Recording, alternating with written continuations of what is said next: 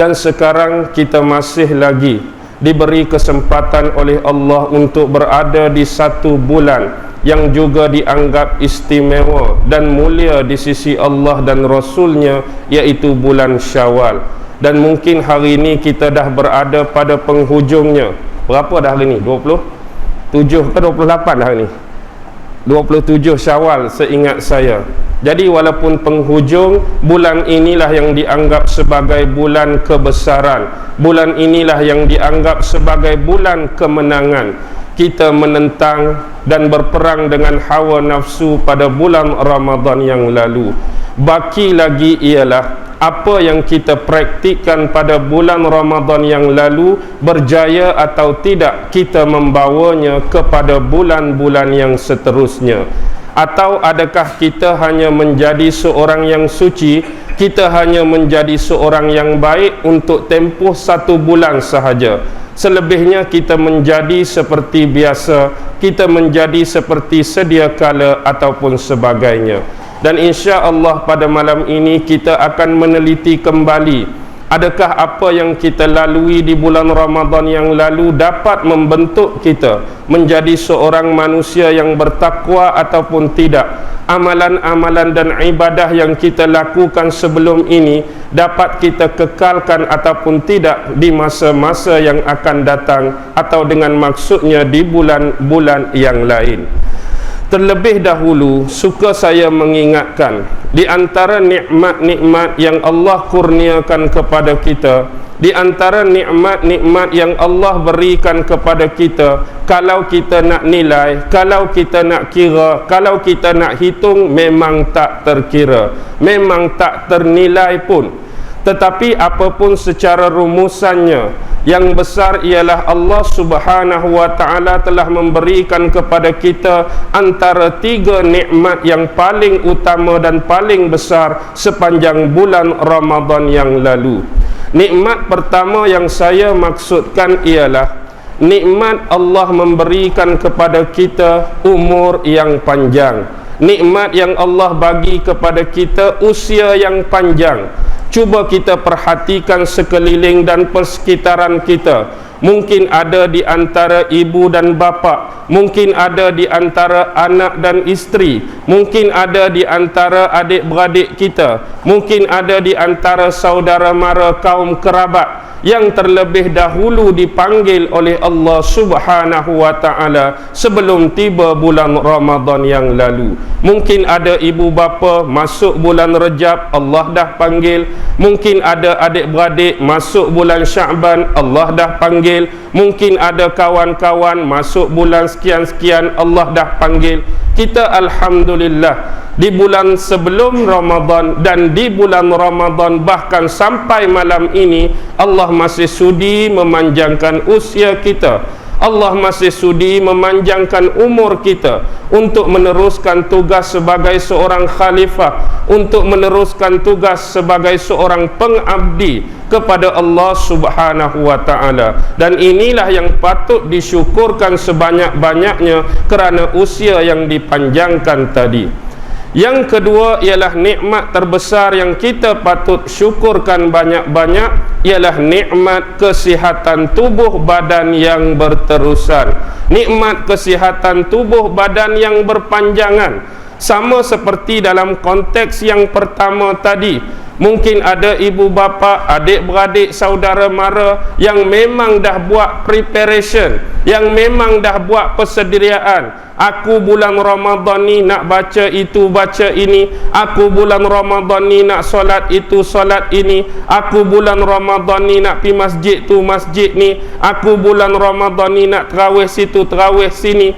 Tapi tiba-tiba baru saja nak masuk awal Ramadan, ada kecelakaan. Baru nak masuk bulan Ramadan, kena aksiden. Baru nak masuk bulan Ramadan, tiba-tiba jatuh sakit. Baru nak masuk bulan Ramadan, kena masuk wad. Baru nak masuk bulan Ramadan, kena masuk hospital dan sebagainya. Preparation dah buat, sedia dah buat, beria-ria nak tunggu masuk bulan Ramadan, tiba-tiba nikmat sihat Allah tarik. Nikmat sihat Allah ambil balik. Jadi kita yang diberi kesihatan yang panjang, yang berterusan, umur yang panjang, umur yang berterusan sampai malam ini, seharusnya disyukurkan setinggi-tinggi dan sebanyak-banyaknya kepada Allah Subhanahu wa ta'ala. Manakala yang ketiga ialah, yang saya nak sebut yang ketiga ini, tidak semua manusia dapat mengecapinya, tidak semua dapat menikmatinya. Mungkin sebahagian daripada hamba-hamba Allah yang terpilih, mungkin sebahagian daripada hamba-hamba Allah yang tertentu sahaja yang dapat, iaitu nikmat beribadah kepada Allah Subhanahu wa ta'ala. Tak semua orang dapat nikmat beribadat kepada Allah. Mungkin yang pertama Allah panjangkan umur dia, dia dapat. Mungkin yang kedua Allah bagi kesihatan, dia dapat. Tetapi nikmat beribadat Allah tak bagi. Sepanjang bulan-bulan Ramadan yang lalu, Quran pun tak pernah buka. Bulan Ramadan yang lalu Quran pun tak belik. Bulan Ramadan yang lalu masjid pun tak sampai. Bulan Ramadan yang lalu surau pun tak pijakkan kaki. Bulan Ramadan yang lalu kehidupannya seperti bulan-bulan, bukan seperti bulan Ramadan. Maksudnya Allah tak bagi nikmat untuk sujud pada dia, Allah tak bagi nikmat untuk rukuk pada dia, Allah tak bagi nikmat untuk baca kalam-kalam dia, Allah tak bagi nikmat untuk bersedekah, Allah tak bagi nikmat untuk bertadarus, Allah tak bagi nikmat untuk bertarawih, untuk berwitir dan sebagainya.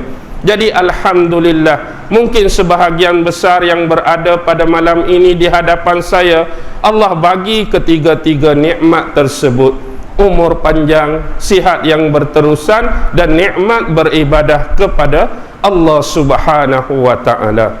Jadi inilah yang patut kita syukurkan sebanyak-banyaknya sampai ke hari ini, kerana ini adalah bulan meraihkan kemenangan, bulan merayakan kemenangan. Dan kesyukuran ini harus kita jaga dengan sebaik-baiknya. Firman Allah Subhanahu wa ta'ala, la in syakartum la azidannakum. Sekiranya kamu memperbanyakkan rasa syukur kepada aku, pasti aku akan tambahkan nikmat-nikmat tersebut. Kalau kita hanya bertindak sebagai penerima nikmat, penerima ganjaran, penerima habuan, tetapi tidak ditimbal balas dengan rasa pujian dan syukur pada Allah, kita bimbang nikmat ini Allah akan tukarkan kepada orang lain.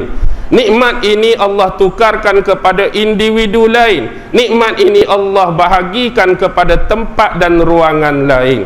Jadi syukur ini sebenarnya adalah suatu yang mengikat benda yang diberi tadi. Dengan nikmat kita ikat dengan syukur, dengan pahala kita ikat dengan syukur, dengan ganjaran kita ikat dengan syukur.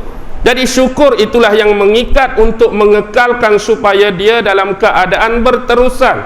Kalau kita tak ikat dengan syukur, bila-bila masa Allah boleh tukar, bila-bila masa Allah boleh balikkan. Mungkin hari ini kita antara orang-orang yang bertindak sebagai ahli jemaah masjid, dan kita merendah-rendahkan mereka yang tak datang ke masjid. Kita merendah-rendahkan mereka yang selalu ponteng datang masjid. Suatu masa kalau kita tak ikat benda ini dengan syukur, mungkin Allah jadikan dia pula ahli masjid, dia pula kaki masjid, dan kita pula dijauhkan daripada masjid, rahmat dan rumah Allah. Sebab semua jaminan ini bukan berada pada tangan kita. Baik yang menceritakan hal rezeki di tangan Allah, hal harta benda di tangan Allah, hal hidup dan mati di tangan Allah, hal ibadah atau tidak, semuanya di tangan Allah. Saya minta supaya kita bersyukur, sebab bukan ini saja nikmat yang Allah bagi. Nikmat Allah bagi anak dan isteri, nikmat Allah bagi harta dan tanah, nikmat Allah bagi tumbuh-tumbuhan dan kebun, nikmat Allah bagi harta kekayaan, nikmat Allah bagi duit. Tetapi persentage, peratusan yang sering berlaku ialah nikmat-nikmat yang baru saja kita sebutkan tadi sukar untuk mengikat manusia kepada Allah. Kalau Allah bagi lebih sikit sudut harta, ramai manusia lupa Allah. Bagi lebih sikit anak dan isteri, ramai lupa Allah. Bagi sedikit duit, ramai lupa Allah. Bagi sedikit harta kekayaan, ramai lupa Allah. Ramai lupa Allah, ada yang tak lupa Allah, tapi persen dia peratusan ramai lupa Allah. Tapi kalau Allah bagi nikmat beribadat, persen untuk ingat Allah lebih tinggi daripada mana-mana nikmat. Kalau hari ini kita masih boleh sujud, hari ini masih boleh rukuk, hari ini masih boleh wirid, hari ini masih boleh zikir, persen untuk kita ingat Allah lebih tinggi daripada nikmat-nikmat yang kita sebut di belakang tadi.